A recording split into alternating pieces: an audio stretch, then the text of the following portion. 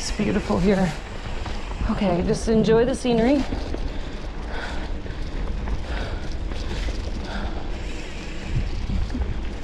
Paddle gently. Try not to breathe too deep or laugh because it hurts or cry. Oof.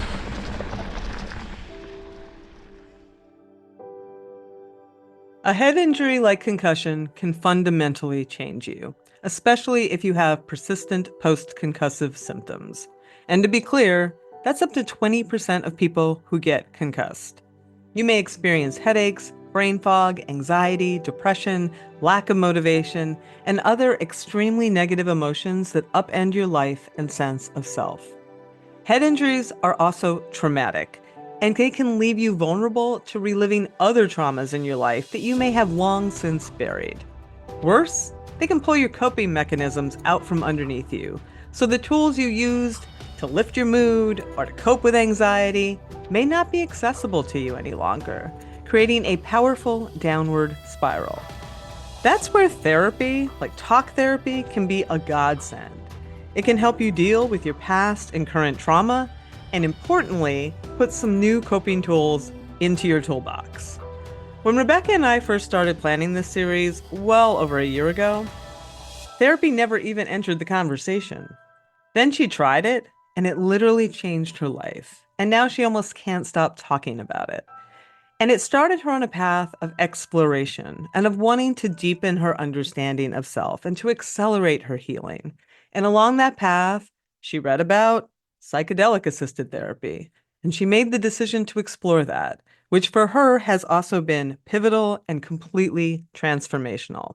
You'll hear how she talks about it in this episode, but as her friend, I can tell you it has left her a changed woman. And this was a very tricky episode to make. When we conducted this interview and the interview with Rebecca's therapist, MDMA-assisted therapy was in phase 3 clinical trials for PTSD treatment, making it the first time the FDA was not just evaluating a drug, but a drug paired with therapy specifically. And that's important because nobody, especially nobody in this episode, is saying that you can take what some deem a party drug and fix your trauma. The key is the interaction between the drug and the therapy, as you'll hear. As we were producing this episode, the FDA ended up declining to approve MDMA-assisted therapy, seeking more study. I'll put links in the show notes as to what happened and why, but suffice it to say here that the whole research and review process was pretty bumpy, because as you might imagine, it's extremely difficult to conduct blinded trials on these types of drugs, and there were reportedly issues with how those trials were conducted. So now the drug company Lykos Therapeutics and the Multidisciplinary Association for Psychedelic Studies, or MAPS, who filed the original application, are being sent back to the drawing board. Though the New York Times reported just now that Lykos would appeal the FDA's decision. So we'll see what happens there. Psilocybin-assisted therapy isn't anywhere near this point yet, FDA-wise. But the mushroom is decriminalized in Oregon, and in 2020, the state made it legal for therapeutic use. Both of these drugs have a growing body of research that's been building for years, especially since Michael Pollan penned his New York Times bestseller, How to Change Your Mind, in 2018. And of course, these drugs are not federally legal at this time, which makes this all even more difficult. Ultimately, we decided to go forth with this topic because, again, as you'll hear, it has been positively transformational for Rebecca. But we recognize there are risks with these molecules. There is much more research to be done. And all of this needs to be taken very seriously and approached, if approached, with extreme caution. But it's also important to shine a light on the powerful work that's being done in this space. And in the end, the series is about Rebecca's personal journey, and it has been a monumental part of that journey. As always, I'm Celine Yeager, podcaster, health journalist, and longtime friend and past teammate of Rebecca's. This is a 4-part series where we're going through Rebecca's journey, including the treatments she sought, conversations with leading edge experts about how they're treating concussion today. This episode, we focus on therapy. So we also sit down with Rebecca's talk therapist, Courtney Loving, who is a trauma-informed therapist who helped Rebecca work through long-buried trauma, as well as the trauma she'd experienced through her concussion. And also joining us is Sarah, who has asked that her last name not be used for legal reasons. She's a chemist and a Psychedelics Today Vital trained plant medicine facilitator and integration coach who has been deeply entrenched in this work and research and study for years. I will put a lot of studies, stories, and other resources in the show notes for this one. I hope you enjoy it as much as I did.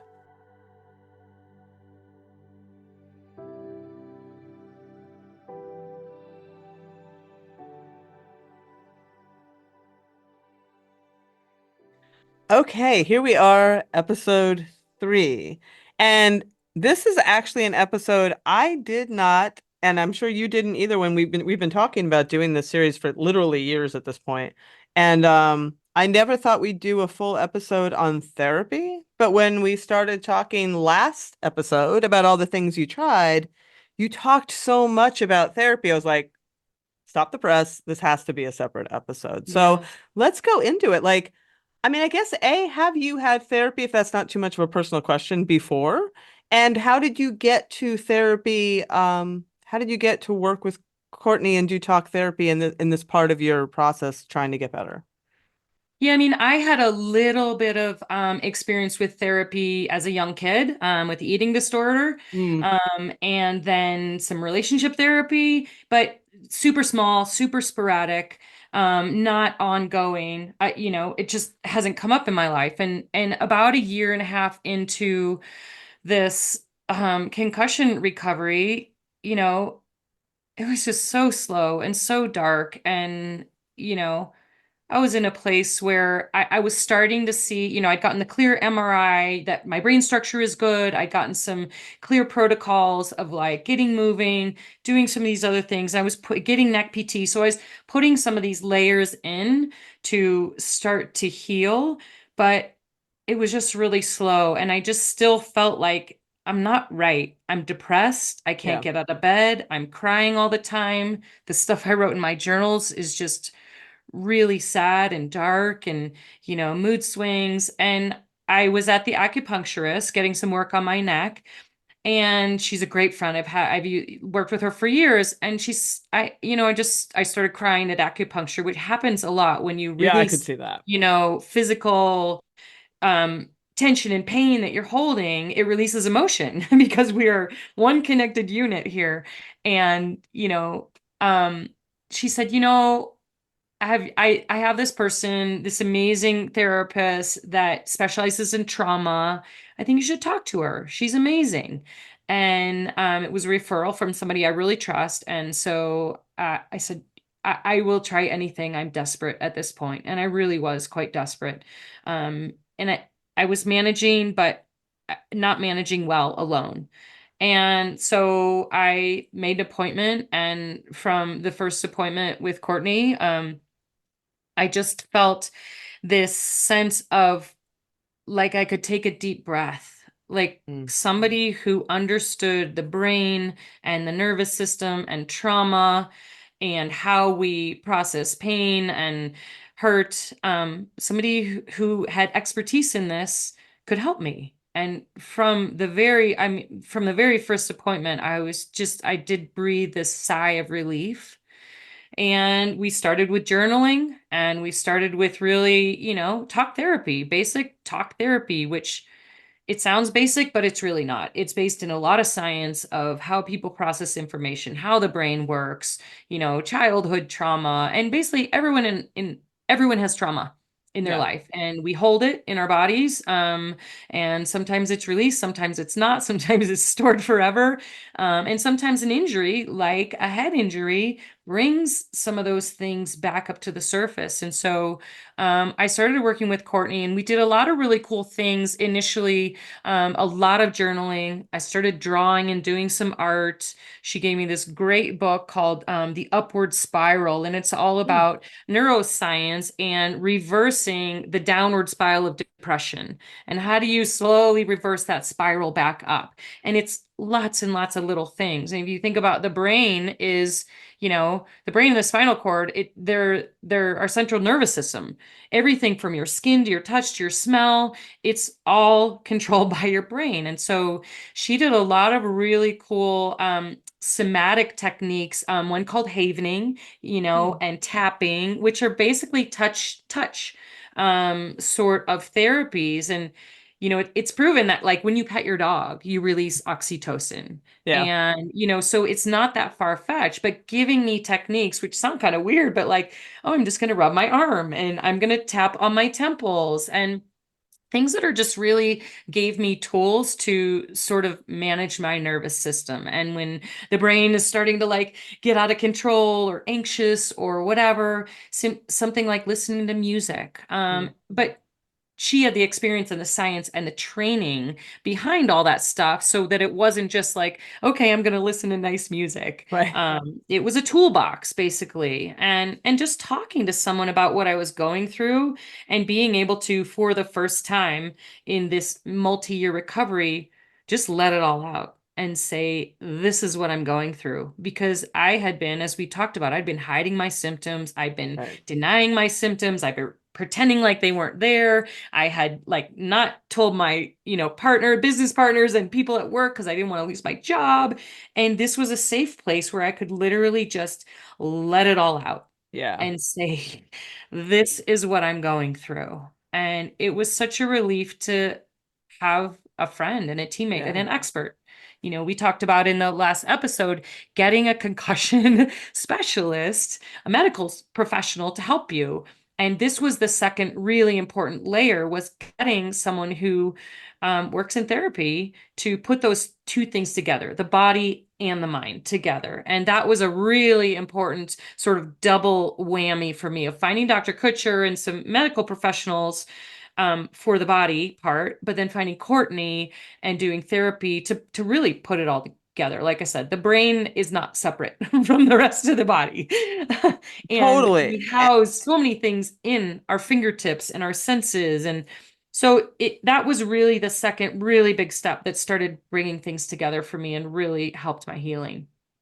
And I imagine for someone like yourself, who, I mean, you have had, I mean, you lost your dad, even though you were little, that is a seminal thing. You lost your dad in a crash and he just doesn't come home. He disappears from your life, right? Like that's trauma. But you're a professional athlete, you're very active, you're very focused, you have all this stuff that you do that your brain has figured out over your life on how to cope and how to, like even going through eating disorders, all that stuff. Your brain has all these mechanisms, not the least of which riding your bike for hours on end, right? Like, and when that is gone, your brain must go, I don't have my coping mechanisms. Like now Yeah. what? Yeah, I mean, Yeah. you hit the nail on the head, that these ultra endurance sports and athletics and being outside, that has been my therapy my whole life. Yeah. And that was taken away, and all of a sudden it was like, whoa.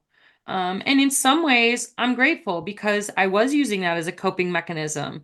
And so I'm grateful for the concussion, in that it did put me on this journey to really understanding myself a lot better than I ever have. And that all started with the talk therapy, and really uncovering and journaling and looking at my childhood. We did start there, and the crash actually happened on Veterans Day, November Mhm. 11th.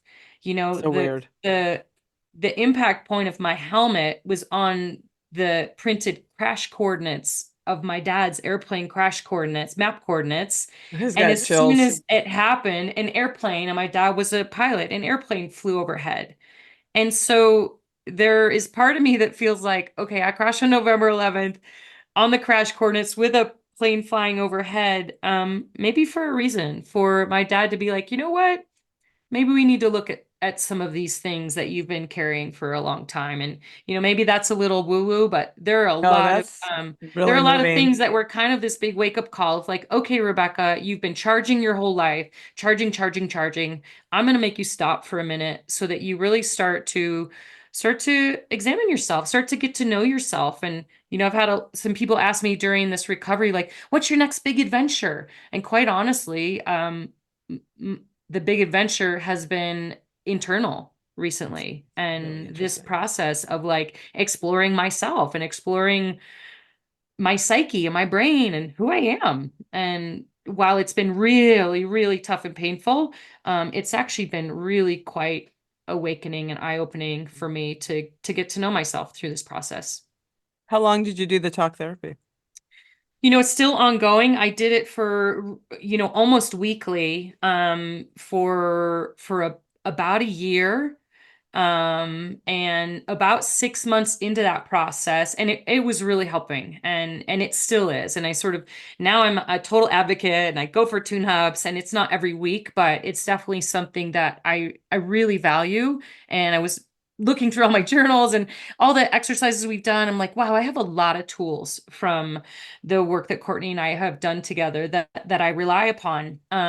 About 6 months into working with Courtney, I actually started to get curious about psychedelic-assisted therapy. Hmm. And that is a route. I started hearing more about it. People sent me articles of, a hockey player who There's had a tons. concussion. And I just started hearing more and more about it. And I kind of started listening, like, why is all this popping up?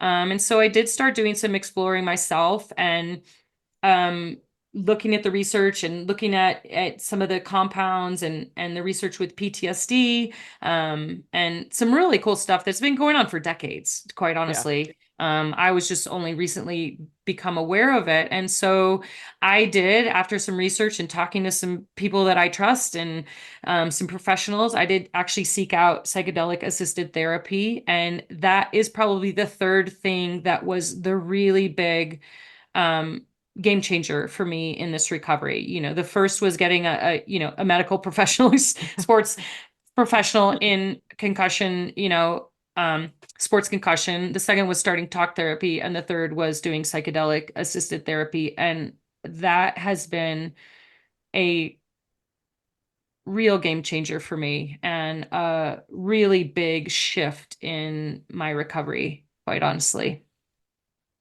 So where did there's different variations of that, and I want to be sensitive to like this is not legal and I mean, even though a lot of these compounds are decriminalized, and the FDA is written about this before, this MDMA assisted therapy is in clinical trials. So this is not like being pulled out of nowhere. Like, I mean, we Yeah. might see it be above ground and legal in the near future, and let's hope so. But so we won't say anything, too much about that, but I'd love to hear about your experience with it. Like what did you do? Like what was it like? Yeah, and I will say, yeah, these compounds are not legal.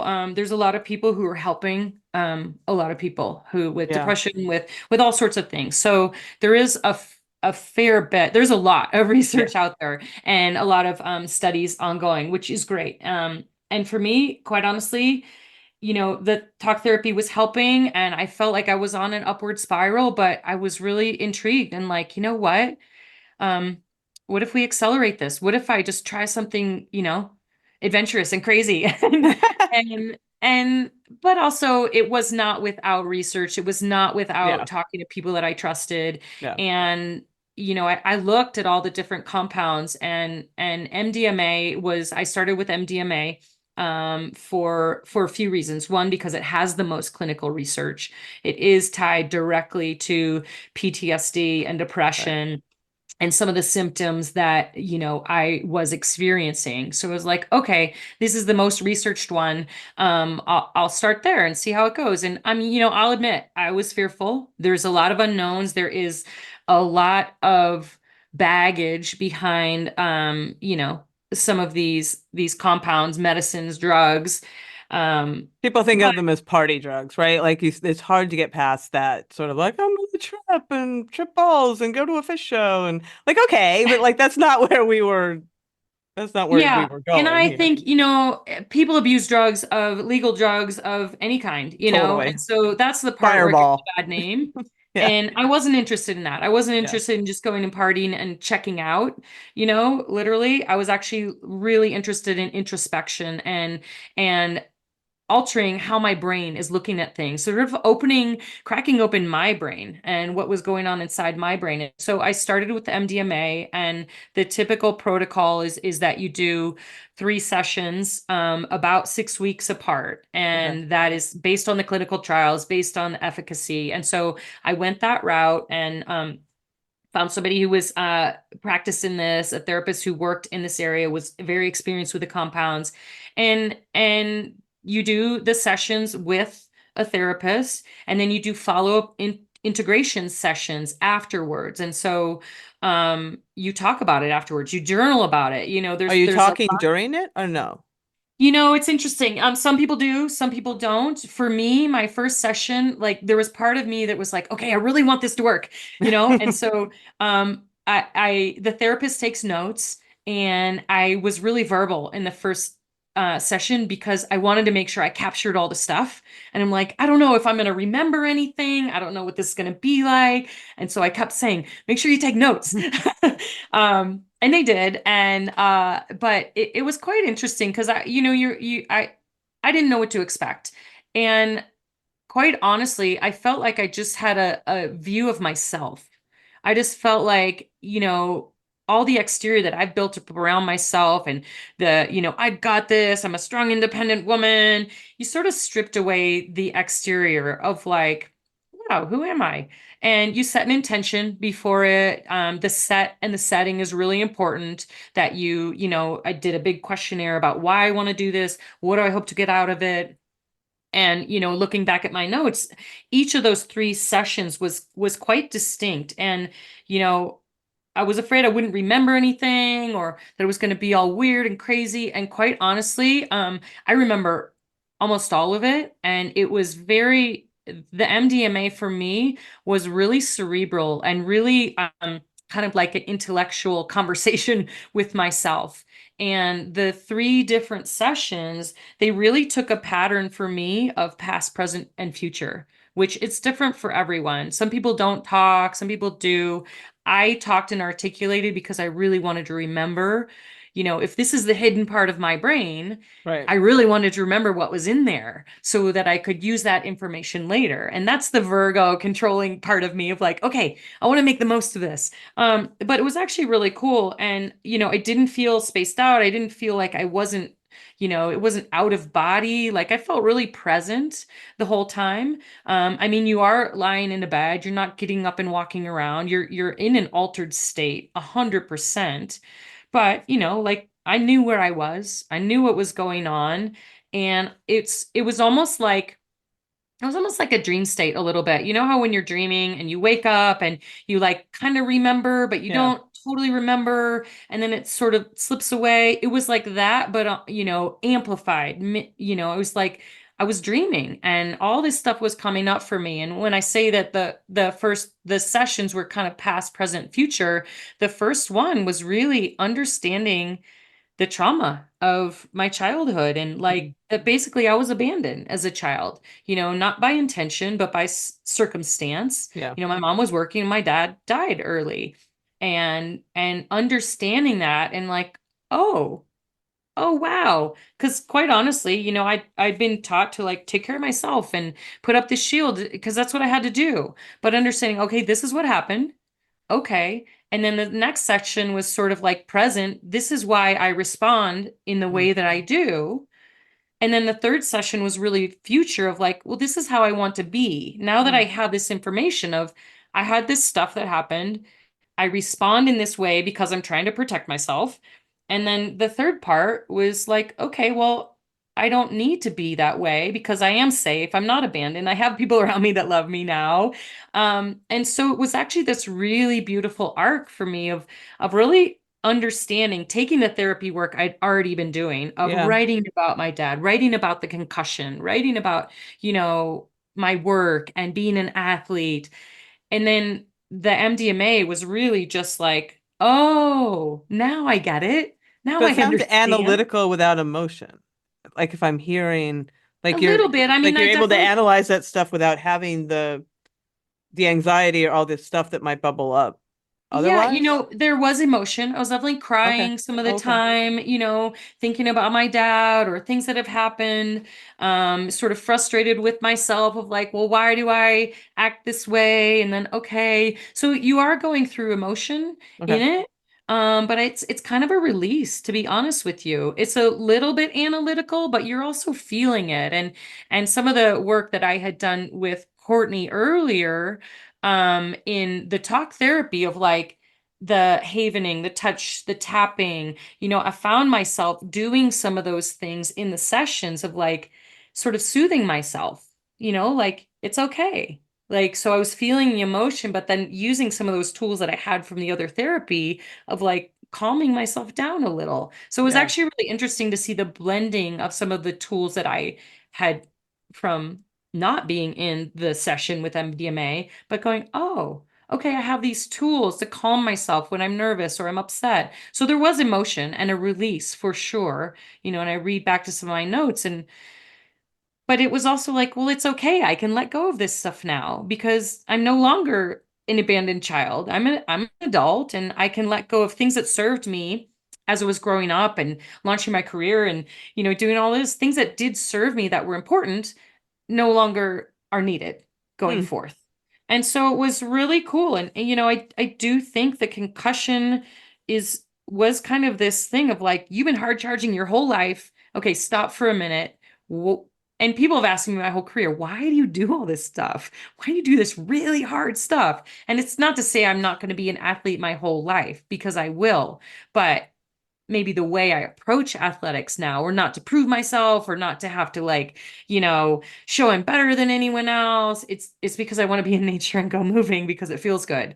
Yeah. And so there was a real shift in why understanding and then why I've acted or presented in a certain way. And then like, oh, okay, recognizing that now I can, I have this information. Now I can sort of shape how I want to be in the future. So that was the MDMA session and sessions, and it was really cool. I have to tell you. And I was sort of like after those three sessions, I was like, okay, I'm good. I got it all done. I've figured out the whole world. I'm good. And obviously we're lifelong learners and learning about your psyche and yourself is an ongoing process. And so, it was, I don't know, maybe 6 months later, I started to hear more about psilocybin and was kind of how different that compound is. And, um, I had such a good response to the MDMA sessions, and I just felt like I learned so much about myself and just felt a peace and a calm that I hadn't felt, in a long time, not just post concussion. And I was getting less depressed, less anxious, but there was curiosity about psilocybin as a different compound because it is quite different in the way that it reacts to your brain, and I was reading more about it, and so I did elect to do two sessions of psilocybin that they would just say a macro dose. A lot Hmm. of people talk about microdosing, which is a sub-perceptual Yep. um, level, but the sessions I've done, the psychedelic-assisted therapy, have all been macro doses. And so I did two macro doses of psilocybin, and those were also really positive experiences for me, and quite different. Same in that I was still aware. I wasn't like, in some other place, like out of body experience. I was very aware of where I was and what I was doing. It just felt like all these blockages were opened in my brain. And the first psilocybin session was really pretty profound. And it was kind of a cracking open, like this physical cracking open. And, when we talk with, I know you've talked with Sarah, who helped guide me through those sessions and do the integration sessions afterwards. She said I was like cracking my chest open and like, there was a lot. I was even like the injury in my neck. Like I was visualizing like this green goo, like releasing this blockage in my neck and seeing, parts of my body that had been really quite blocked, I think, for a long time, letting go. But it was much more, compared to the MDMA, the psilocybin was much more colors, some visual stimulation, sort of, if your eyes are open, sort of seeing different shapes and things. I did a lot of closed eye because I actually could see parts of my brain and could see, like I said, my neck healing and letting go. I could see lights that I envisioned as my brain healing and like the neuro connections that were disrupted with the concussion. I actually saw these lights that were sort of connecting back again, and was like, oh, okay, my brain is healing. I saw family members and, who support me and love me. And so that session was really about letting go of a lot of the armor that I had built around myself and letting it go, and then seeing all these people around me and the world around me and my dad and that love me and accept me and are there for me, no matter what, some dead, some alive. And so it was very much a feeling of cracking open and letting go of all this sort of stuff I was holding on to, and then seeing that, like, oh, okay, I don't need to do that anymore. But it was more physical.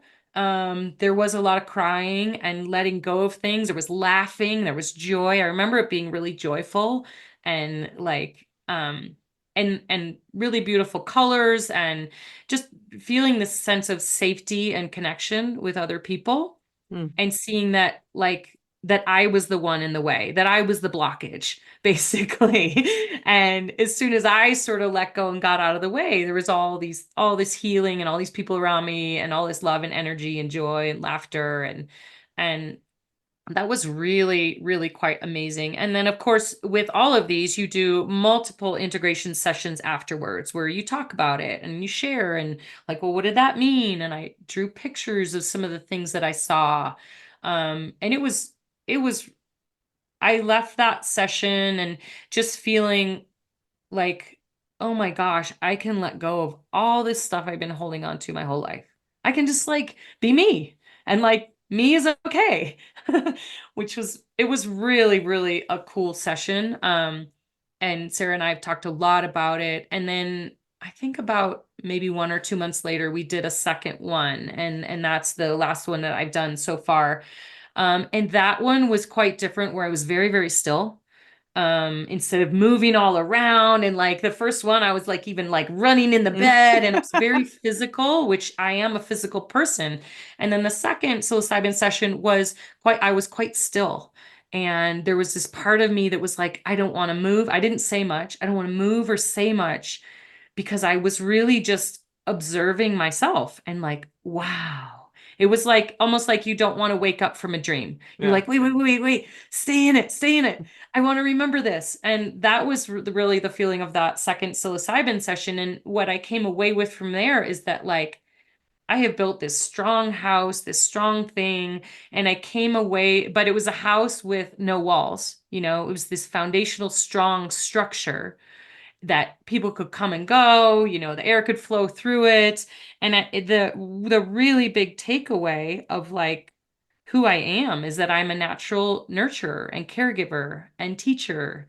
And it was really kind of like, oh, okay, well, maybe that's what I'm meant to be. If that's who I naturally am, this strong person who's also a caregiver and a nurturer. And there was a lot of sort of, I'm not a mother, but there was a lot of sort of mothering feeling and, like, caregiver and nurturer and a lot of feminine energy. And it was really cool to be like, oh, okay, I can just own my feminine energy and help people. And so all of the, 5 sessions altogether with multiple therapy sessions in between have really been this massive understanding of who I am, and letting go of the crap that I don't need to have anymore, understanding, appreciating my history, why I did it, where it is, and then also going, okay, well, this is who I am.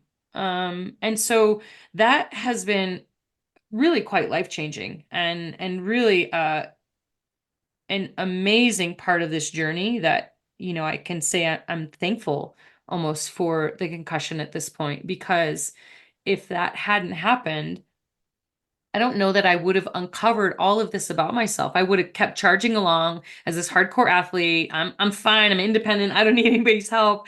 I would have kind of kept going with the status quo. And the real stopping and going to therapy, and then really going into psychedelic assisted therapy, has been a really amazing adventure into my brain and into me. And all of these sessions, they are me. I can tell these are my thoughts. These are my, feelings. And you can just look at the negative ones or the ones that maybe don't serve you, but you can also look at the positive ones and go, oh, wow, okay. So it isn't like I was looking at something really trippy that didn't make any sense. I Right. was looking at me and a really a wide open, and the way that, these compounds affect your brain is they break down those barriers and let you look inside.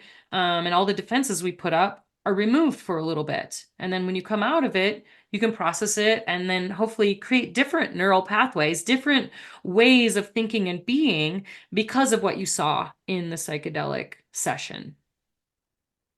That is so fascinating. That is so, it is. It's so fast. It's so fascinating that like here, because you read about this kind of stuff and I've seen it in CNN. I mean, we've all seen it at this point. But just to hear that, you talk to that process is amazing. The only question I guess I have is how do you think it has helped with the post-concussive stuff? I mean, do you feel like it has helped with the anxiety, the depression, the stuff that was still lingering for you? 100% it's help with the concussion recovery because as we talked about earlier, if you're nervous about something, you don't understand something, you like bring up this anxiety Yeah, and depression and recognizing where's the depression come from, and is it because I don't know what I'm doing next in my career, or is it because I never right. really got over my dad, and all of those things, the mind and the body is not a separate, it's one entity. And so being able to, the mind is fascinating, and what the psychedelic assisted therapy has allowed me to do is break some of the patterns that weren't serving me in my normal life, but also in concussion recovery. Yeah, And a lot of that was anxiety and depression and, self-medicating with alcohol or, self-sabotaging behavior. And absolutely this has broken that cycle of self-sabotaging behavior and given me tools and understanding and looking back at my notes to be like, oh, okay. Um, so yeah, it really has been an amazing process in the concussion recovery. And I think it's the thing that finally pushed me over the edge of all the things I have been doing yep, that still were necessary. yep, So it's kind of like things sort of happened in the right order, maybe a little bit more slowly than I would have liked if I'd been guided by more professionals. right. But it did kind of happen in the right order of, okay, take care of the physical symptoms, at the same time, what are you doing for the emotional systems, the nervous system, and then really kind of going through the whole process. It has been a whole body recovery.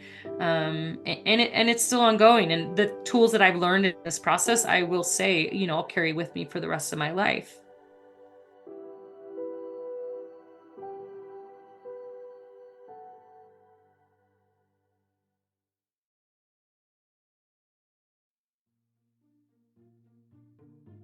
I consider my nutrition and lifestyle healthy and sound, but many of us, me included, still don't get all of the essentials for optimized health from diet alone. I've always dabbled in supplements, but recovering from a brain injury with years of ongoing symptoms really forced me to hone in more precisely on what my brain and body needed to heal in the short term and also to thrive for the rest of my life. Creatine, omega-3, and vitamin D are three nutrients that expert research shows to be helpful for cognitive recovery and foundational for long-term health. Creatine is integral for energy production in cells, including those in your brain and muscle. Omega-3s are critical in impacting inflammation, muscle recovery, and brain health and function. And higher concentrations of vitamin D improve muscle strength and power, sleep quality, mood regulation, and support the immune system. These three supplements are now pillars of my daily routine. But look, not all supplements are created equally. Momentous is a company determined to bring trust and transparency to the supplement space. All of their formulas are designed with human performance experts and are NSF and Informed Sports certified for use by professional and collegiate athletes. They call this the Momentous Standard, and has become synonymous with the industry's gold standard in quality and efficacy. So if you're like me and you want to support your brain and body with supplements made and used by the best, go to livemomentous.com and use the code BRAINSTORM for 20% off all of my favorite products. That's livemomentous.com with the code BRAINSTORM.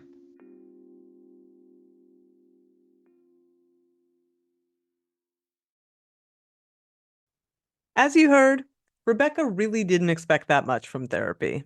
And now she can't imagine life without it. So I wanted to sit down with a couple of her therapists and talk about how therapy works and what it can provide for people like Rebecca with lingering concussion issues. Because of privacy and legality reasons, I was not able to talk to everyone involved in this journey. Her talk and trauma therapist, Courtney Loving, was happy to talk about her work. And she was also able to explain some of the advocacy work researchers are doing for MDMA assisted therapy, as she is very familiar with the investigations being done there through her work with Higher Ground and military veterans. I was also able to speak with her psilocybin assisted facilitator, Sarah, who again requested we use her first name only. I found this conversation fascinating, and I hope you do too. Okay, I am very excited to have this conversation with both of you because, as I mentioned before I hit record, when I was talking to Rebecca about her journey to get well, now going, I think she met with you probably a year into her post-concussive, journey. Uh, I didn't expect to do a show on therapy at all. I didn't know this was coming. And when we were talking about all the things she had tried, she had said, and wow, the thread is so long and varied, but I believe the acupuncturist recommended speaking to a therapist, like it was sort of that way. And, but she went on for quite a while about it and said in many ways that that was really a pivotal point for her. So I'm very excited to have you both here to talk about this. So thanks for being with us. You're Thank you welcome. for All right. Courtney, let me start with you. You are, she came to you, I believe, and correct me if I'm not right there, because you were quote unquote trauma informed. I'm not really sure, in the therapy language what that means, but for when I dug in a little on the research and what sort of concussion organizations talked about, it did seem to indicate, especially for people like her who have had like lingering symptoms and have been really rocked by their brain injury, that talk therapy is an underutilized tool that can be very helpful for people in this situation. So I'd love you to just talk a bit about that, like um, where you think it can be useful and where trauma fits into the picture. so a little conversation about trauma. Yeah. It in in that world, we'll talk about big T trauma or little T trauma, Okay. right? So, I mean, there are traumas that happen, and Dr. Rudin, who's somebody I studied with for a long time, havening techniques, which is a technique that I use in therapy to help depotentiate traumatic events neurobiologically. He will say that a trauma encodes on the amygdala when there's an event, there's a permissive landscape, there's meaning made, like I could die, or some significant meaning made, and a sense of inescapability. When you have those four things met, the amygdala encodes that event as something traumatic, and glutamate forms on that AMPA receptor, and it kind of like gets stuck. And Mm, so, without going further into that, going back to looking at big T trauma and little T traumas, um, based on your life and your life experience, I could get a dog bite and that could be incredibly traumatic, and you could get a dog bite and it wouldn't encode on your brain as traumatic at all. interesting. So you think about a concussion, you know, one of the things with traumatic brain injuries and concussions are they're invisible. And because I started my work in Columbus, Georgia at Fort Benning and working with veterans, that invisible factor, that invisible suffering is really imperative that we shine a light on those, because it gets very shadowy, very dark, very quickly. Because you're walking around functioning in your world, and people are like, "You're fine. Why aren't you on your bike? You're fine. Why can't you go fill your gas tank up with gas?" Well, here's this 6'4", Army veteran who's how are they going to explain that they can't sleep at night and that they're having these horrible experiences and are not able to function because of the trauma, maybe at war, but also maybe in childhood. So I think therapy can really shine a light on some of the shadowy parts of of injury, of trauma, that we don't get in other ways. So Yeah, and I think, and Rebecca talked about this, like she has obviously had trauma in her life. Her father was shot down in Vietnam, and that was there's a lot there that maybe she thought that she had dealt with in her own way, but also maybe she used her bike to sort of not ride away from it, but maybe sometimes ride away. I mean, all of that. So look, we all have parts that protect us, and not in bad ways. Just because we're traumatized, thankfully, I mean, look, the human body and brain are the most amazing thing, truly. How we survive is incredible. And you start thinking about like, oh, well, we learn at a very early age that I have to be independent. And then all the things that happen after that could be incredibly positive. And then one day you might be like, wow, I made an unconscious contract when I was 3 years old that I was going to take care of everybody, and I'm exhausted at 50. Right? Also, yeah, can I jump in, Courtney? I think another please. thing too that you mentioned is, especially with injury and concussion, you're disrupting a lot of your patterns. I mean, that is one of the things that concussions actually does, right? Is it injures the brain. So coping skills that you had before now all of a sudden no longer serve you. They don't function the same way. And in that kind of period of like, oh no, I'm not able to hold and carry in the same way that I was before, now becomes a little bit more traumatizing. The emotions are a little bit more in control. The experience seems a little bit more hard to handle. That their therapy havening, like these techniques, they can come in and say, it's okay. You're not losing it. You're not, taking 10 steps back. These coping skills that you had before are just not functioning the same way. We need to kind of move through this differently. Don't you think, Courtney? Oh, yeah, that's perfect, Sarah. Yes. That makes so much sense. That makes a lot of sense. Does therapy look unique in any way to someone who's had like a traumatic brain injury, like a concussion? I mean, I think therapy looks unique to each and every person, That's no fair. matter what they're coming in with. But, I was doing some reading, and one of the things that I guess I could highlight is sometimes, like Sarah was saying, your brain is not functioning the same way. So maybe your executive functioning no longer works as well. And so sometimes therapy creating that frame and that structure with traumatic brain injury and concussion can be hugely helpful. And so also remembering all therapy, a therapist should probably ask how your sleep is first, because sleep affects us. I mean, positively and negatively. Number one, like if your sleep isn't good, then that's the place to start. But then going into and remembering if you've had a traumatic brain injury or if you have other issues, ADHD, where that is really impacting your functionality, your ability to, function in the world, then helping create that frame and that structure for people with concussions or other, neurodiversities can be helpful. Yeah, and concussion can also, and there's a little chicken and egg thing about this. We talked about it with the concussion experts that if you have depression in your past, if you are prone to anxiety, a lot of those things can be heightened with a brain injury, right? And not to say that can't happen if you're not, but there's a little bit of a more proclivity to it. And there's Rebecca really didn't want to take the SSRIs or the depression medications because she thought that it would be masking something when she really wanted to deal with whatever was bringing this up. Where do you stand on that? Let me put it this way.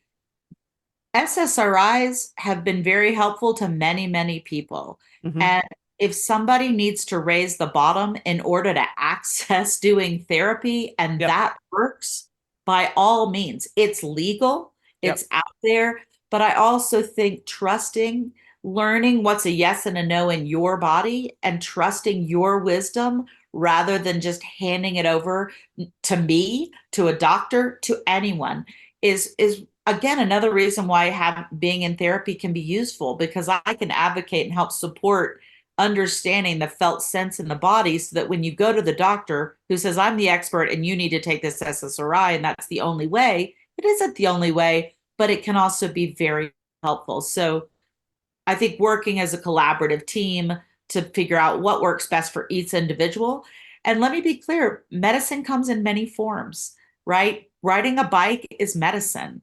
Going to the theater can be medicine, music can be medicine, SSRIs is medicine. So I really want to reframe what medicine is. And also, I want to say, especially with SSRIs, it's important to remember that I think that there are kind of these false assumptions when we talk about medication. One of them being that it's always going to have an effect, for positive or negative. I think the thing is that oftentimes it's just unknown. We don't have a ton of success with SSRIs, especially when we're dealing with certain types of symptoms. And for some people, they're incredibly effective. And then for some people, they're really harmful.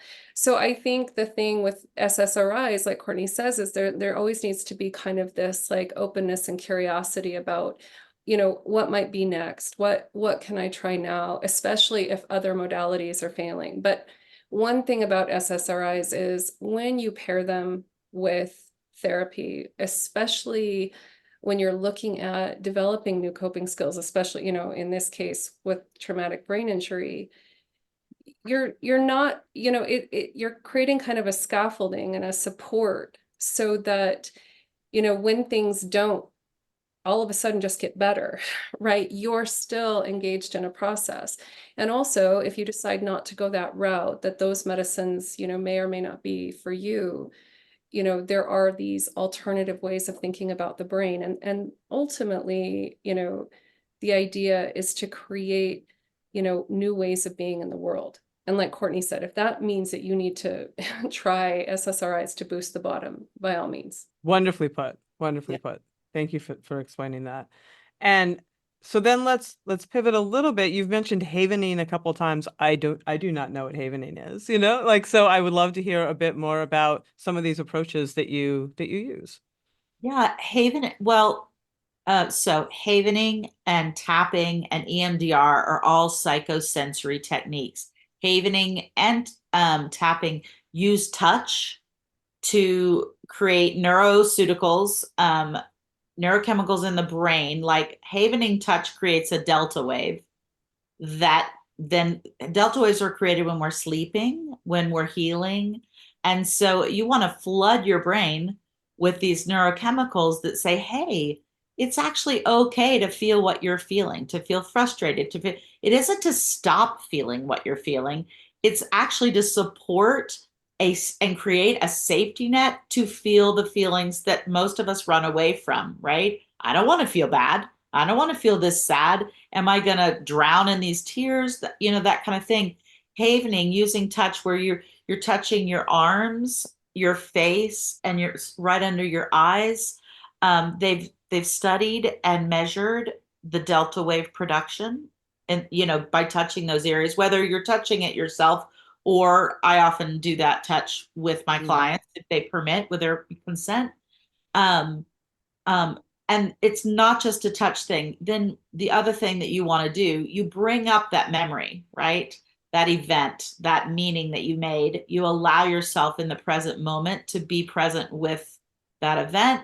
You use the touch, and then I give your working memory something else to do, right? So I'll ask things that'll seem super arbitrary, like name 10 colors, sing Twinkle, Twinkle, Little Star, and count to 20 while imagining you're riding your bike.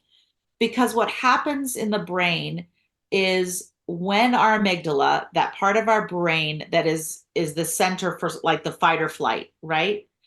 When that is firing, our ability to then access our prefrontal cortex, which is online for the thinking rational things, they don't operate together very well. And so by asking you those questions and to go through that while you're activated, while your amygdala is actually activated, what they're showing is that it helps build that bridge back, and helps depotentiate the trauma. Wow. So that of course, that you had that concussion, or of course, that this horrible thing happened, but you don't have the same connection emotionally, physically, somatically. That's the part that tanks us, right? Is like causing the anxiety attack, right? I thought about it and now I'm having an anxiety attack. Right. Like, want to break that up. And that's in terms of havening and my training, that whole system helps depotentiate, break up that trauma so that you can better be with the events of your life that often cause barriers to living the way you want to live. I think, I'd love to give some context too about something that you asked earlier, Selena. You just kind of mentioned that depression and anxiety, like the levels of depression and anxiety go up statistically with traumatic brain injury, with concussion. Or especially for people who have been, so they're finding like personality types actually have can predispose you. Yeah. Yes, and obviously, I love that you mentioned personality types. That makes so much sense. You think in terms of everybody has these preconceived ideas about, when they are succeeding, when they're failing, when they're healed or broken, or, when we're healthy emotionally or whatever. All of a sudden, you have traumatic brain injury, you feel out of control because certain things are no longer functional for you that you've relied on for a really, really long time. You have stories, narratives, thought processes that are connected to these symptoms that you now can't control. And a lot of times those messages that you send yourself are, I am broken, I am non-functional, I am not capable, I am no longer able, So it makes sense that especially for high achievers and athletes and things like that, who are expecting to be up here in terms of their functionality, all of a sudden inherently feel like they are incapable and life is not livable in that same way. That's going to come with so much anxiety, rumination, depression. So everything Courtney is saying about stepping into the reality of that from a place of, it's okay, I'm not broken. I'm going to learn how to live in this new emotional response and shift it so that I don't have to feel like, thinking of myself in this new way is going to create a panic attack. Thinking of myself in this new way, I can calm myself into a place of it's okay. Yeah. Right. I mean, is that kind of what we're getting at? So I think for sure, in that way, you're literally going to be reforming the brain. I mean, that's a very intense learning process. That's going to lend itself to neuroplasticity and actual brain healing. You had mentioned a few things. I recently learned about tapping, actually from a sports neuroscience person. But is it the same idea? I mean, what's unique about tapping? Similar. Tapping is based more on Chinese acupressure points, right? And so shifting that energy, and you're using specific language while touching certain points on the body. One of the best ways somebody described this to me kind of ties into what Sarah said is, if I hand you a flashlight and you turn it on and I'm like, cool, does it work? And you go, yeah, it works. And then you give it back to me. I take the battery out and I turn the battery the other way and I give it back and you can't turn it on. Is it broken? It's not broken. So we are working with the energy and the charge through tapping in these points while you're doing these ideas to give your body an opportunity to transmute what's going on into what it is you desire. Along Rebecca's journey with talk therapy, she came across, psychedelic-assisted therapy, which, as we have all, if you've read anything about sports figures and all, like it's in the gestalt, it's in the news, right? And in her way of wanting to try everything, this is something that became interesting to her too, and she went down the route of MDMA and then psilocybin. And when I looked into it, it was quite interesting, to see of course the military and veterans and neurologists really looking into this. And in Australia and other countries, they seem to be maybe ahead of us, in some ways in this. She thought it was very, very useful. She thought that coming into that, as part of this journey with therapy was, in her words, pivotal. And I'm wondering if we can speak some to that. I mean, I know that there are issues in this country with legality of these, but I also see that it's it's out there. You know, people are doing it and people are reporting success. What can we say here? I mean, we can say, let's look at the data. I mean, we're on phase 3 of clinical trials are finished for MAPS, which is the Multidisciplinary Association for Psychedelic Studies. They did the studies around MDMA assisted psychotherapy, and it's up for review with the FDA, which is novel because FDA typically approves drugs. They don't approve drugs with therapy. So we're a little bogged up in that area. A few years ago, I completed the California Institute of Integrative Studies, their psychedelic assisted therapy program. So you are talking to somebody who I am a huge advocate and really hopeful that if not this August 11th, when they do the vote for the FDA, if they don't approve then, that the FDA comes back and tells MAPS, hey, this is what we need from you to get the approval, because the data is profound, especially with veterans and PTSD and people from sexual trauma. It can be hugely helpful. So it is my opinion. A lot of underground therapists or providers maybe see it differently, but I think having it approved will help with access ultimately. So I have some strong feelings about that, and absolutely, just like what Rebecca's reporting to you, it can really accelerate the therapy, because like what I was talking about with havening, I often think that havening is just a slower version of MDMA. We're still flooding our brain with neurochemicals that tell our amygdala, hey, it's okay to feel these things, right? Yeah, she described it as sort of like walls coming down that let her see more clearly. Like that was the way she did MDMA specifically, and then she had a different response to psilocybin. I don't understand each of them uniquely. So like, what is it about MDA and how does that work? And then maybe we can talk about psilocybin and how that works. I'm going to let Sarah answer that, because I'm going to say on the podcast that I call her the molecule maven. I put that in the universe because I learned from her all the time about chemistry. She is fabulous. So Sarah, take it away. The molecule maven will speak now. Take the floor, please. Yeah, I'm gonna throw something out here just as a kind of a little aside on what you were saying before. I wanted to add, it's interesting. We're looking at these, molecules, MDMA and psilocybin specifically on this podcast as tools for healing, especially, within the context of traumatic brain injury. But I do think it's important for us to recognize that, we have really, the science is still so limited, even though we have studied MDMA. I think MDMA and psilocybin more than any other of the psychoactive, Schedule 1 drugs that, we're hoping to make legal. We still don't know so much about these substances. I just read a book by David Nutt, who's kind of one of the premier scientists with psychedelics. And he was ranking the information that we have in terms of certain illnesses or disorders or mental health conditions. And, when he was talking about traumatic brain injury, he was like, we're at a 2 out of 10. We still, and that doesn't mean they're not effective. It just means from what we know, we're still in the 2 range in terms of the effectiveness of the science.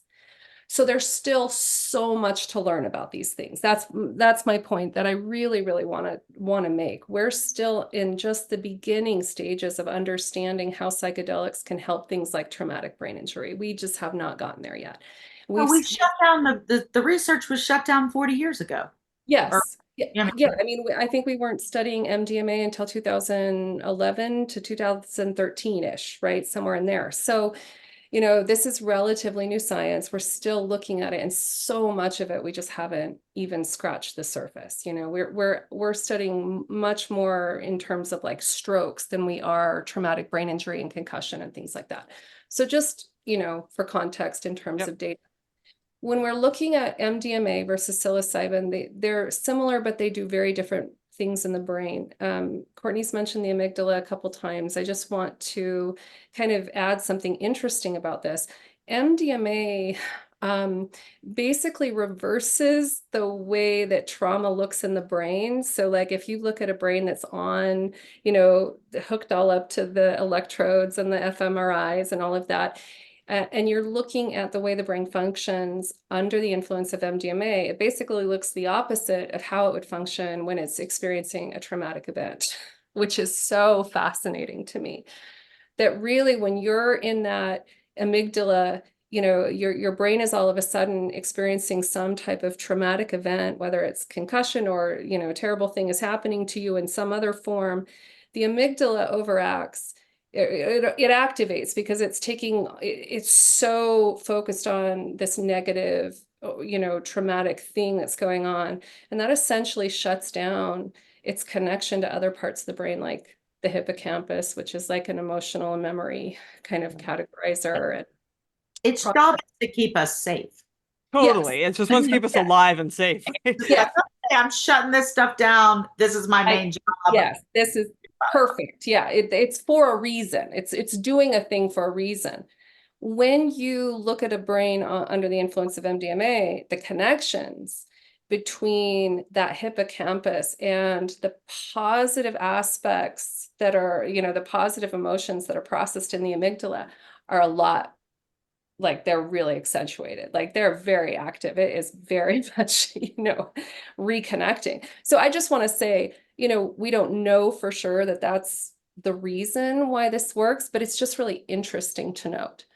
MDMA activates certain aspects of the emotional memory houses in the limbic system, also the insula, which is an interesting part of the brain. It's basically the part of the brain that makes us very aware of visceral physical experience, conscious breath, things like that. And that also is very activating. And they think that that area of the brain also allows us to reframe certain types of memories around certain types of physical responses, things like that. So it's very connected, they think, to maybe reprocessing some of our nervous system responses.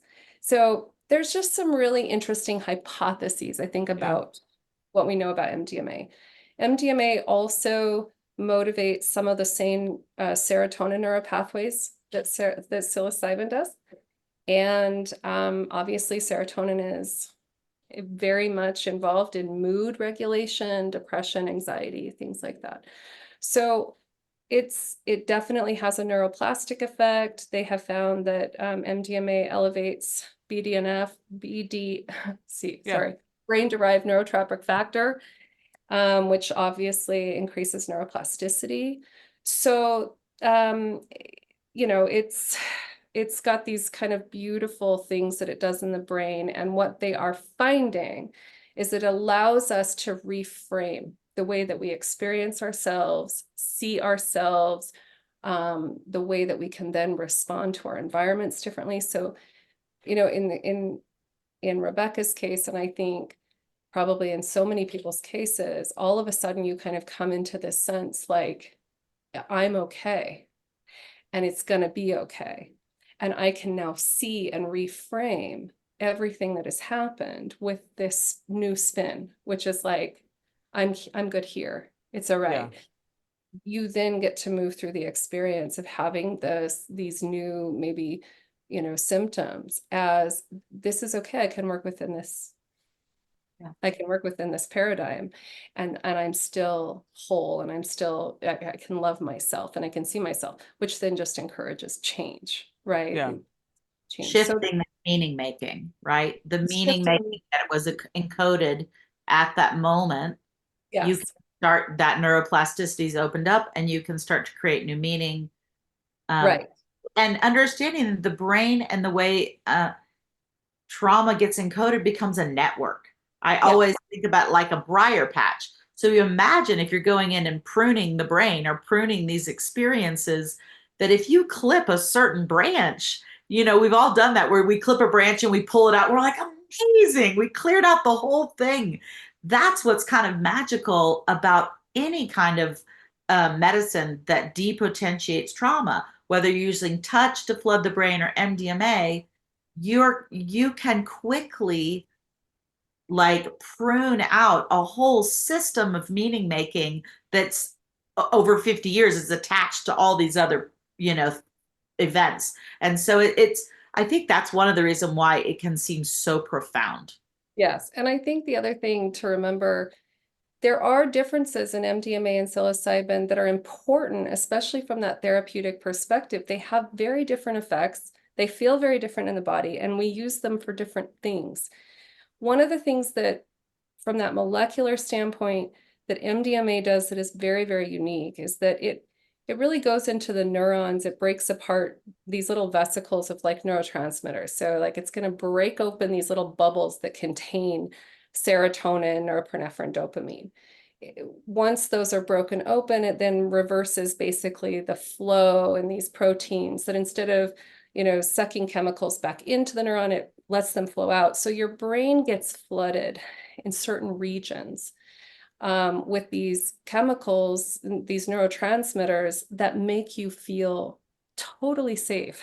It's like all of a sudden just giving yourself this experience where you feel so like calm, peaceful, safe that you can really go anywhere. You can experience any type of thought process or emotional process in a body that's just like, I'm good.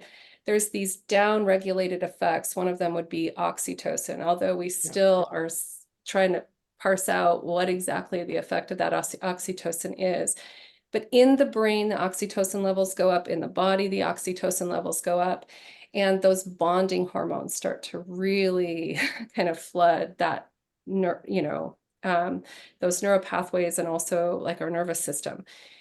We're in this highly bonding, kind of like open, loving state. That does not mean that you're not going to experience negative emotions. That doesn't mean you're not going to experience anger or rage or grief or sadness. So in a session with MDMA, you get to go where you need to go in your emotional experience. And for some people, they're going to go into really hard things. They're going to just feel safe to. Yeah. All of a sudden, you're starting to deal with material from that cognizant, conscious place where you're like, I'm going to look at these things that are normally I couldn't because I'm going to have a panic attack or an anxiety episode. Right. Now I don't have to. I can sit in this calm, safe body and really see and experience this in a new way. Wow. And that is profoundly helpful.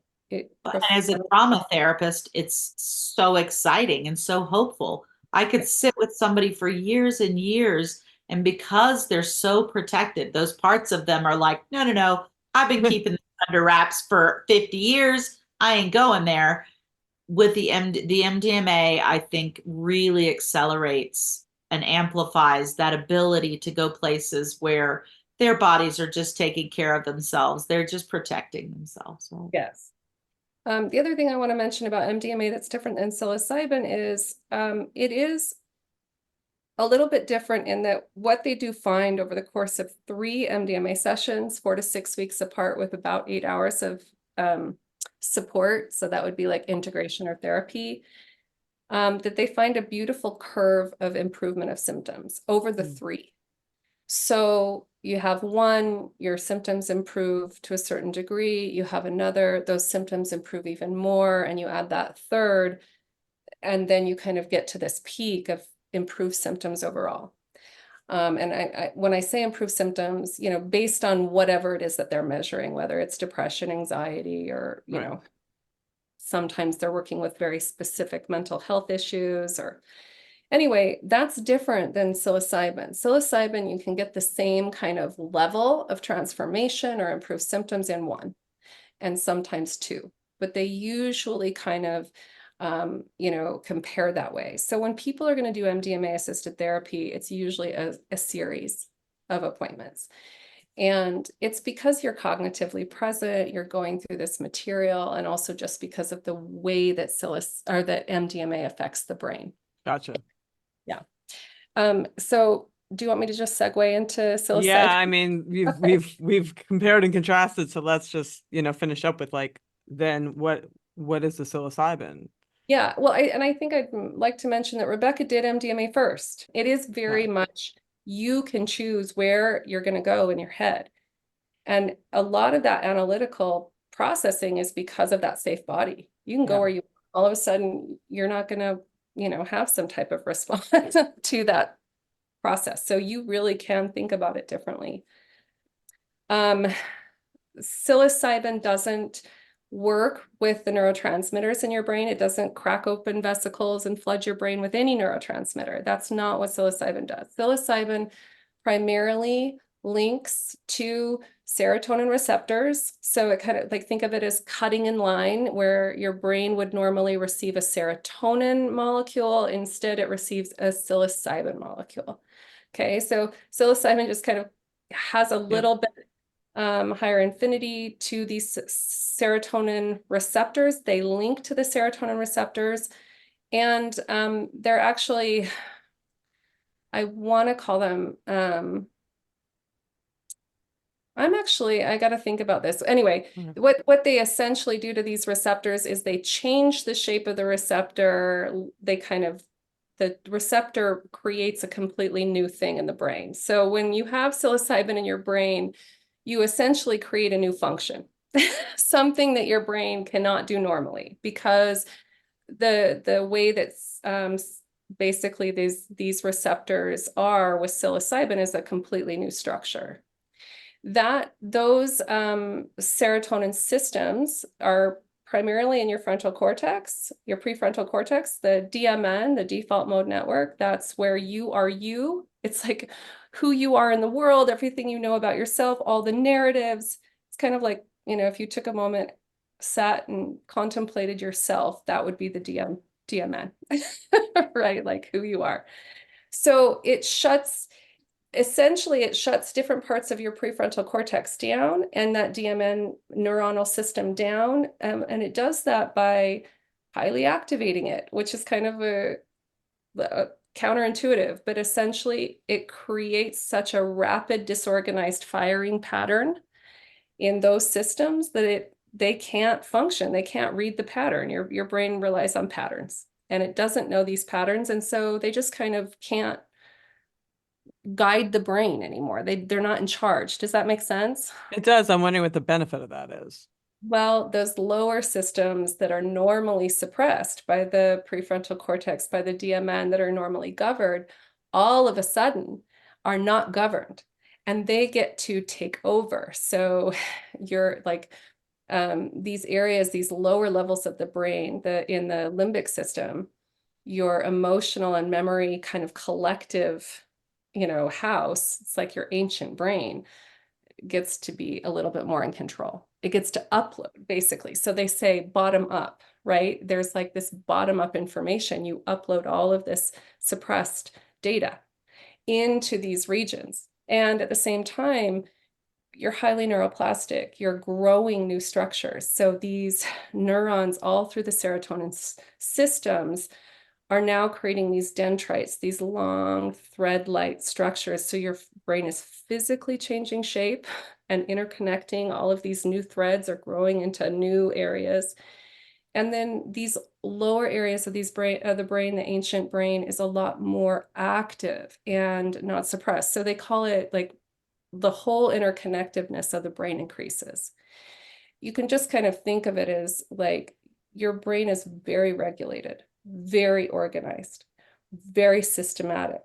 And if you have negative thought patterns, negative beliefs, negative views of yourself that are constantly running in loops, and it's the snow globe effect, and you shake that up, and all of a sudden there's all of this new activity, you then have freedom, right? That sounds great. All of it, yeah. It sounds like a great idea to me. Yes, I've heard it described as like an Etch-a-Sketch kind of effect too, where you have these very specific patterns and pictures drawn, and all of a sudden you shake it up and you get to start again. Repatterning can happen. Repatterning, yes. Right? Well, that's even what the journal, I pulled a couple studies in Frontiers in Neurology and the Journal of Military Veteran and Family Health, and both of them said large-scale brain rewiring. I mean, that was a... Yes. And it doesn't happen just in that session. You have a weeks where your brain is open, that critical window of learning is open, which is to Sarah's point, as we do more studies and we're able to continue to study this, we were told, I mean, the old science is like, well, once you've learned that at a certain age, you just can't keep teaching an old dog new tricks. That is not true. That Right. is simply not true. You are opening up a critical window of learning that creates so much possibility to heal and repattern thoughts, behaviors. I mean, all of it. And it can be pretty magical. It is really, really cool. Thanks, Courtney, for bringing that up. We still don't really understand how long that neuroplasticity lasts. They've observed, like, basically, that in rats, that can last up to, they've observed it lasting up to, I think, 4 weeks of actual, change in brain structure. So your brain continues to change shape, continues to grow those structures even after the session itself, for weeks sometimes. There is definitely a correlation from neuroplasticity to depth, or the strength of experience. Some people want to correlate it to like a mystical experience. Some people want to correlate it to an emotionally, like an emotional breakthrough that you might have in the experience. But there is something about how deep you go and how profound it is to you, that neuroplasticity, there is a correlation there, and we still don't understand quite what that is and why. But you do get this beautiful afterglow. The interesting thing about that is you have to capitalize on that. And that's where therapy and psychedelics come together. It's called, obviously integration is the term in the psychedelic world, that you have to integrate the experience. And the reason for that is because your brain is so efficient that if it does not utilize the new structures, it will literally dismantle them. It'll just take them apart because it can't provide energy to structures it doesn't necessarily use. And so it's going through an evaluation process. Are these new connections, these new pathways going to be valuable? And if you are constantly sending your own brain and body the message, yes, I'm going to use this new idea, I'm going to use this new connection, I'm going to use this new awareness, you keep it. It's like the brain says, oh, okay, like I'm going to utilize this, I'm going to keep it. And if you don't, it was a great experience. And then you just it will go back. It's regular. So they actually have done studies where they look at people who use psilocybin recreationally and say, they'll say, do you feel like you had some type of transformative experience? And statistically, everyone's like, no. Yeah. It's really great, but I didn't transform. And they think that that's just because there's not that intent to utilize the information to bring it into your lived reality. And it brings us back to what is medicine and how do we use it? Like, I was talking to someone the other day talking about they had an experience out on the river, right? They're big kayakers. And I said, what'd the river give you? And when they started to think about what happened that day on that river, then it starts to change their brain. And that's what the therapy and the integration, has to offer, and why FDA is not looking to approve MDMA. They're looking to approve MDMA assisted psychotherapy because the component, the preparation and the integration is where the change really takes hold in the brain and the body and makes a difference. So it doesn't surprise me that Rebecca talks about therapy because, that's where she's putting all those puzzle pieces. It's like, oh my God, I found all the edge pieces. Now I can work on the center. It's amazing. Yeah. And, it's been really one of like the great honors of my life, honestly, to sit in space with people while they're in psilocybin. MDMA, I also love, and I do work with MDMA, but psilocybin is unique because there's a vulnerability about psilocybin that is, I mean, when we talk about like MDMA kind of being that analytical experience, or you're just cognitively present, you can choose what you want to think about. You can choose where you want to go. Right. With psilocybin, you lose that ability really in those large dose experiences. That's why they call it a trip or a journey. You go where you're taken. Your brain is going to do a thing, and you are not going to necessarily choose how it's going to go. You're going to go along, right? Lean in, just kind of surrender to the experience. And you're not going to think from a place of like, they called them non-literal amplifiers or non-specific amplifiers. So, psilocybin, it doesn't allow you to think in these very like, logical ways. That's not what it does. It's dealing with that whole interconnected brain. So it's looking at your emotions collectively, your Yeah. memories collectively, your experiences collectively. And in that way, kind of like dreaming. It's going to bring up a symbol or some kind of construct or metaphor that represents you kind of as a whole.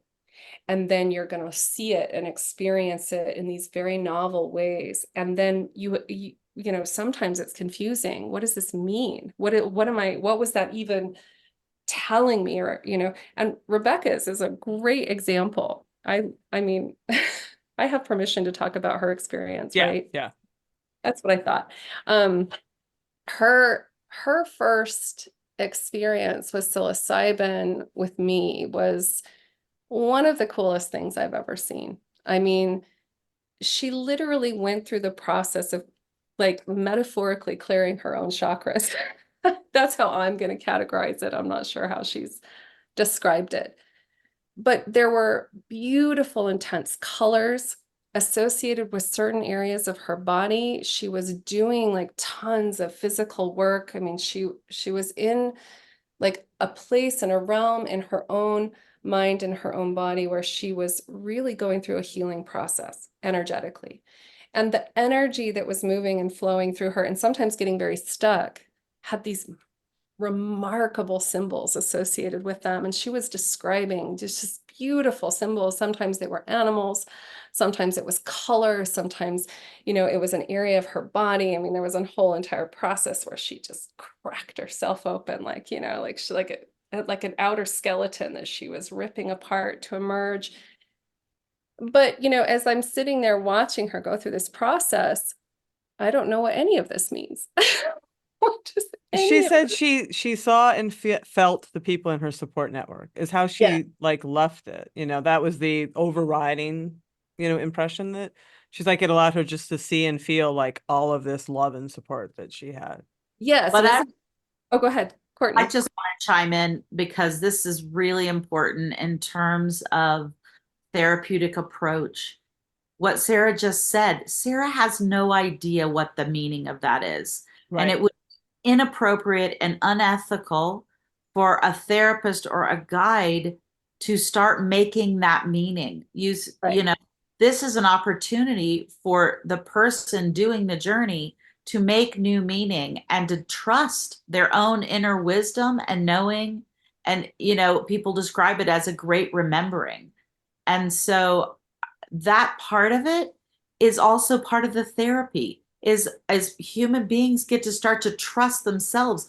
If their trauma happened when they were a little person, that agency, that trust in self in that default mode network can really be compromised. So again, why is healing happening? Sarah's not explaining to Rebecca why these things are happening or what they mean because she could never. Right. And, it's so funny to hear me describe it and then to hear you say this is the meaning she took from it. Obviously, the most important thing is that narrative that you take away from it more than anything else. And I love that Courtney just touched on the ethics of the space. I think it is so important to say you are highly influenceable when you take psilocybin, when you take MDMA. You can be easily manipulated. You can be easily guided towards ideas that aren't your own. Okay, that can happen. And it does happen sometimes in unethical spaces, and that's too bad. But with ethical therapists, ethical guides, they're going to be aware that they need to remove themselves from that meaning-making process as much as possible, that they're not going to want to influence, right? For Rebecca, as she walked away from that experience and started to contemplate and discuss and make meaning and write and share everything that came forward for her, this beautiful kind of like tapestry of meaning forms. And what she's seeing in all of these symbols and experiences in her journey is this beautiful, like narrative that she is loved and supported. And it kind of on a larger scale in the Right. universe. Right. She has this amazing like network of support from, all of these guides and people on this planet. And she just saw this beautiful way of being in the world that transcends it's so powerful that it begins to live in you, right? And so what that creates, especially I'm going to assume when we're talking about things like traumatic brain injury, is a sense of newness and recovery and awareness that is just like, wow, this is new. I am growing. I am seeing, I am experiencing myself in these profound new ways. That in and of itself is going to be tremendously healing, tremendously healing, that process. So psilocybin, it is very different in that way. The other thing I want to say about psilocybin is that you get to feel the whole emotional range and the whole physical emotional range on psilocybin. So where MDMA puts you in a very safe body, a body that isn't going to activate, your nervous system isn't going to activate in the same ways. With psilocybin, you do have this option to experience really hard things in all the levels, right? Physically, emotionally, mentally. So you have to be a lot more careful in that way with psilocybin because you can be re-traumatized. You can experience things that are so difficult in psilocybin that now we're dealing with the trauma that you just felt while under the influence of psilocybin to healing, So there is a safety piece there. You need, especially if you're thinking of doing this for healing, I would recommend that you have a guide, someone who is trained, someone who is ethical, who understands the space. For me, I've gone through Vital Training, which is a program out of Psychedelics Today. It's a year-long program. I also did a year-long mentorship program under somebody who was who worked with medicine, and I shadowed them and learned from them for a year in the space. And then I have just spent hundreds of hours studying these molecules and trying to understand them. And then I've sat with, I think, over 135 ceremonies at this point, and I teach facilitators. So I spend a lot of time in the space. And I'm constantly learning new things and seeing new things. And also, hard things happen.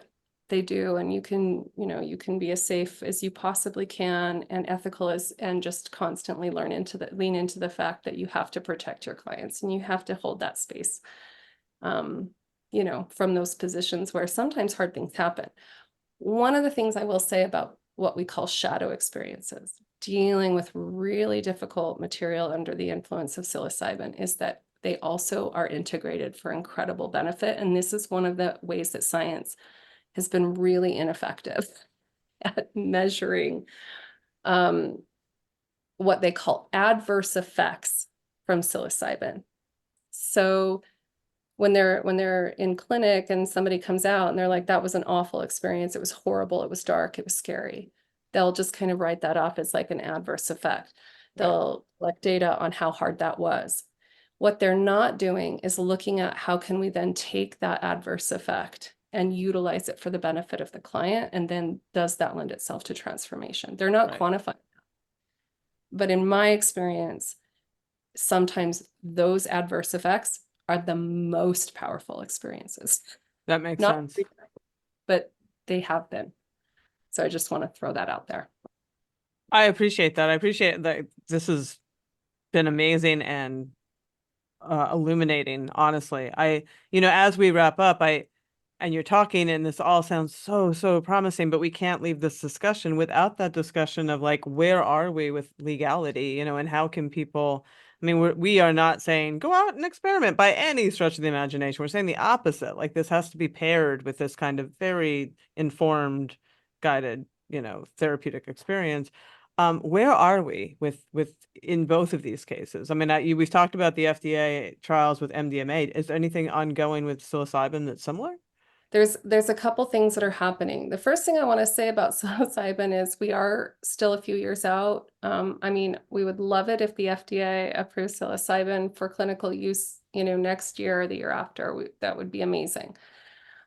Certain states are legalizing psilocybin for therapy. I know it's, you know, Criminal. yeah, we got decriminalized. to Denver. Yeah, you can go. So certain states are already doing that. Wow, we are learning a lot from those processes. By no means have they rolled out, you know, like problem free. We are really, really struggling to understand what that looks like. The equitable piece is a huge part of that. How do we make this cost effective and accessible to everyone? Another big, huge question is, you know, we here in the United States, we're using, especially when we're talking about the medical model and clinical use, this is like a westernized process. We are taking these earth medicines that have belonged to indigenous populations all around the world for thousands of years, you know, hundreds of thousands of years probably. And we are claiming them as this Western medicine and westernizing these drugs. So I just want to say that there's so much complexity for people who have grown up within that Western paradigm. That safety piece of being protected in the space, you know, the ethical aspects, the safety aspects within that clinical setting are often the most helpful. They understand the Western culture, they're coming from those paradigms, and they need that safety. When we're dealing with indigenous populations, that can be intensely harmful, right? And so we can't claim to own these substances. Yeah.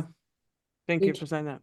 They do belong to ancient peoples, and those people in those cultures have these entire structures of support and belief systems and cultural systems that support the use of these medicines in very different ways. So I just want to say that.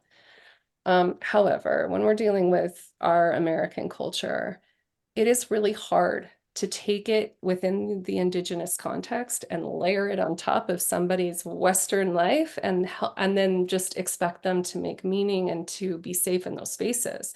So it's very complicated, and there's a lot of nuance there, and it requires that we're both respectful and wise and careful, and that we come in ethically, that we have like a large view and understand we don't know everything. Yeah. We're going to make mistakes, and we just need to constantly do our best to evolve and to protect our clients and patients within this world, because these substances can also do harm and be tools for harm. So we just need to be careful.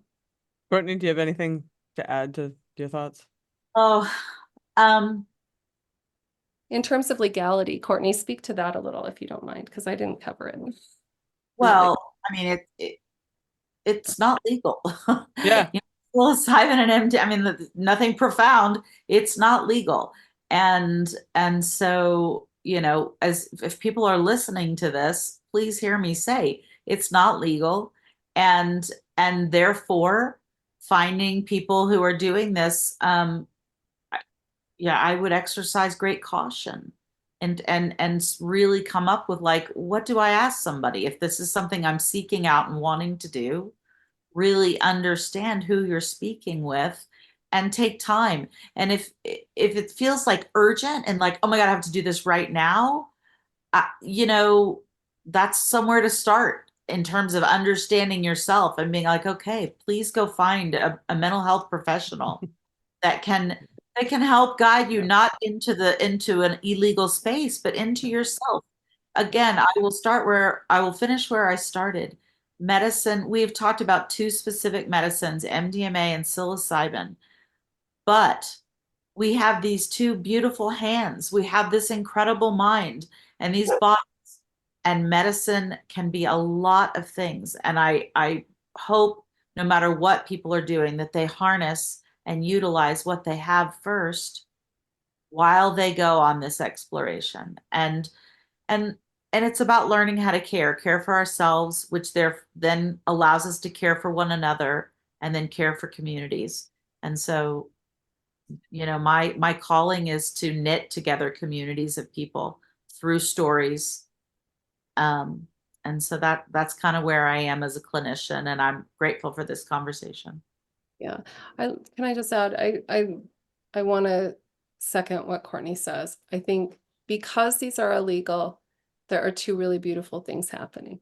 On the first level, there is this really profound, beautiful underground, right? I work in the underground. All of my certifications or all the training that I've done really means nothing. I mean, there's nothing legal about it. It doesn't give me anything official. It just says I trained. I tried my best.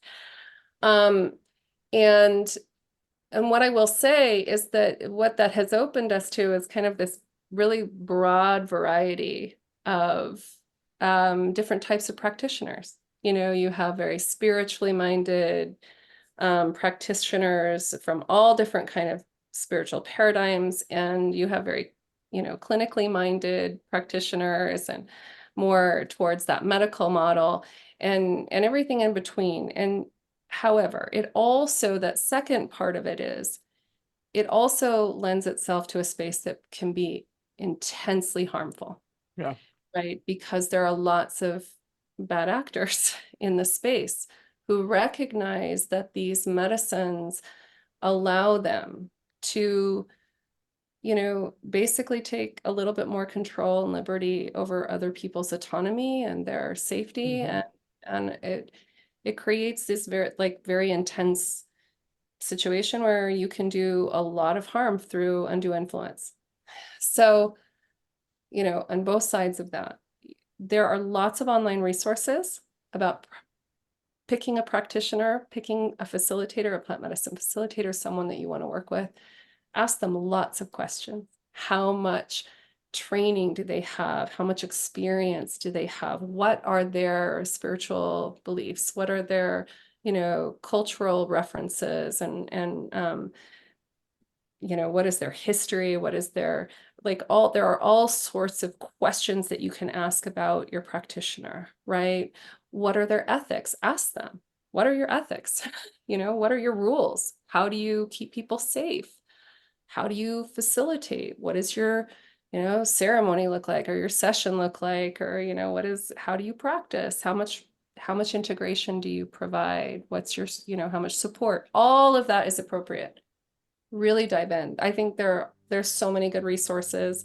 Google how to practice or how to pick a plant medicine facilitator, and you'll get literally lists of questions. Yeah. All sorts of different organizations. Do that. And recognize that this is your process. Nobody has decided what that looks like yet. This is not regulated. This is a free-for-all. So find the one that works for you, that you feel deeply comfortable with.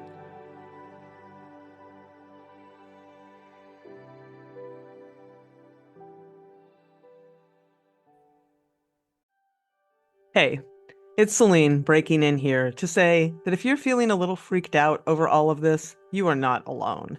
The more I learned about women like Rebecca suffering from these kinds of post-concussive symptoms, the more concerned I got as well. After all, I have hit the ground and my head my fair share of times while out mountain biking and snowboarding. So I pulled what we learned into a simple guide that explains what concussion is, how to know if you have one, and what to do if you do. It's called The Active Woman's Guide to Concussion, and you can download it for free through Feisty Women's Performance. I will put a clickable link in the show notes in each and every episode to make it easy to find and access. Thanks for listening, stay feisty, and stay safe.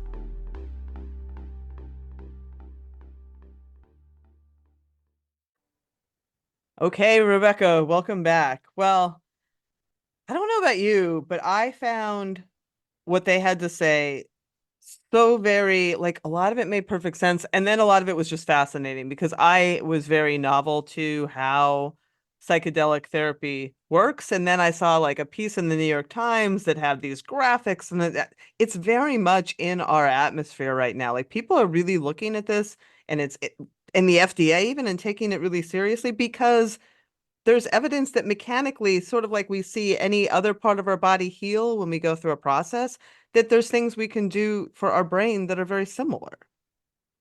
Yeah, I loved hearing them both talk, and I loved the reinforcement and sort of the neurobiology that they explained about why cognitive behavioral therapy, talk therapy, why that works, Totally. why tapping or another intervention works, why psychedelic therapy works. And Yep. for me, I hadn't heard those conversations. I mean, I've gone through it, but hearing the science behind it, hearing the sort of proof in the pudding was really cool for me, and just kind of encourages me to stay the course, like as we talked about, therapy is going to be ongoing for me for my life, just as training is on the bike, just as I do train ups, tune ups on the bike, talk therapy is going to be part of that for the rest of my life with the tools that I've learned. So I loved hearing them talk about why it works.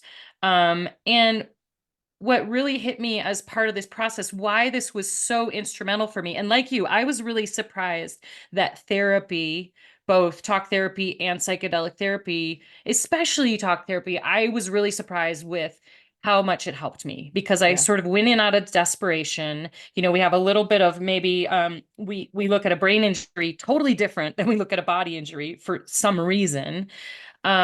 And I went in kind of not thinking this was going to be a really big pivotal point for me in my recovery and my evolution. And the reason that it was is because I had professional guidance and I had agency. I felt like I was part of the process. And just like a coach, Courtney was giving me tools to take home, to journal, to haven, to go out and move, to be in nature, and explaining to me how these types of quote unquote medicines, there's a lot of medicines we have access to, like going for a walk in nature, why that helps our brain and why that helps us heal.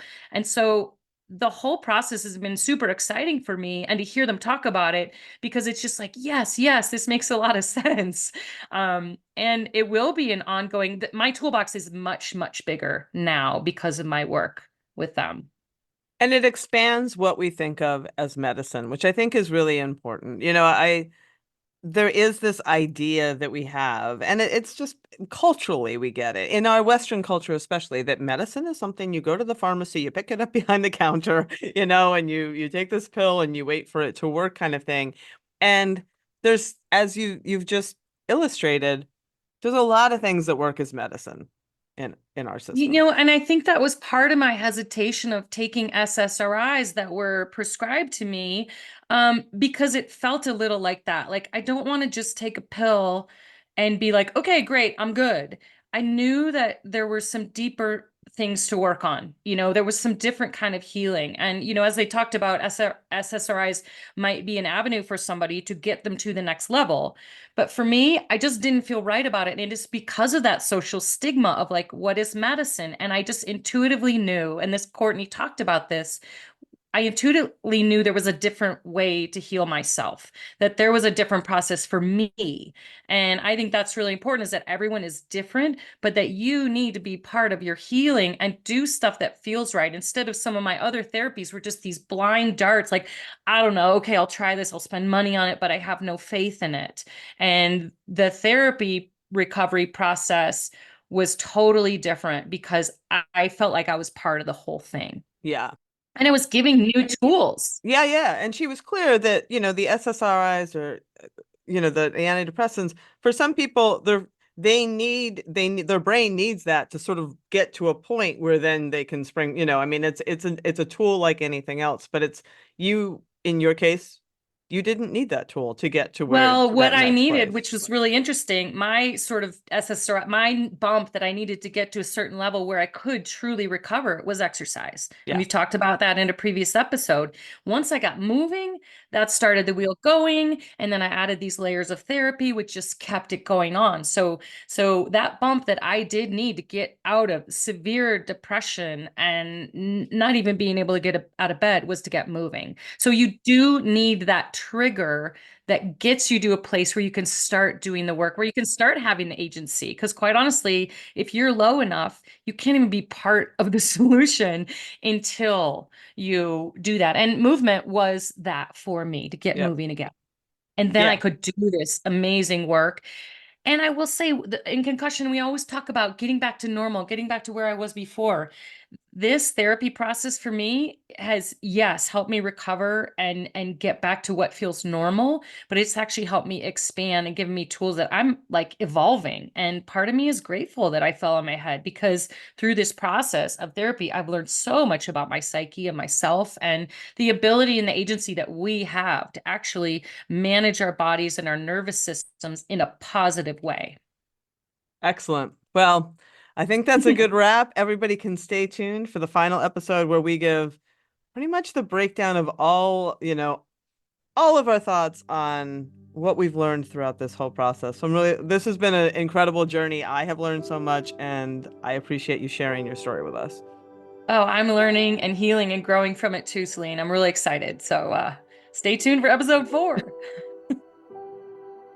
Well, that's our show. You can find a boatload of studies, stories, and other resources in the show notes.